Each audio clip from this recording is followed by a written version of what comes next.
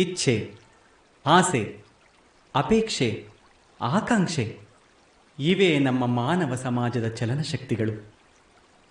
ಹೌದಲ್ಲವೇ? ನಿಮ್ಮನ್ನು ಯಾರಾದರೊಬ್ಬರು ನೀವು ಯಾರು ಎಂದು ಕೇಳಿದರೆ ನಿಮ್ಮ ಉತ್ತರವೇನಿರಬಹುದೆಂದು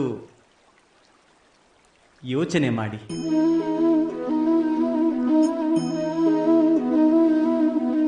ನಿಮಗೆ ತಕ್ಷಣಕ್ಕೆ ತಿಳಿದು ಬರುತ್ತದೆ ನಿಮ್ಮ ಇಚ್ಛೆಗಳೇ ನಿಮ್ಮ ಜೀವನದ ವ್ಯಾಖ್ಯಾನ ಎನ್ನುವುದು.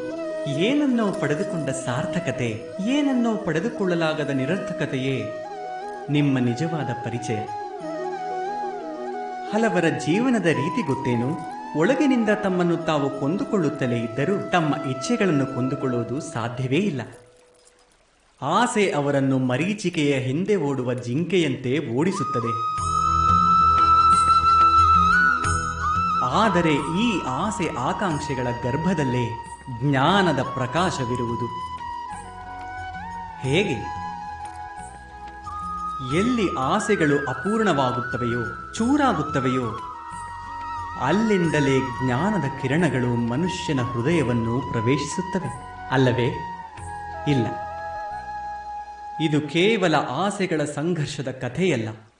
ಇದು ಕೇವಲ ಮಹತ್ವಾಕಾಂಕ್ಷೆಯಿಂದ ಜನ್ಮ ತಾಳಿದ ಭಯ ಹಾಗೂ ರಕ್ತಪಾತದ ಕಥೆಯೂ ಅಲ್ಲ. ಇದು ಆಸೆ ಆಕಾಂಕ್ಷೆಗಳ ಗರ್ಭದಿಂದ ಹುಟ್ಟಿದ ಜ್ಞಾನದ ಕಥೆ.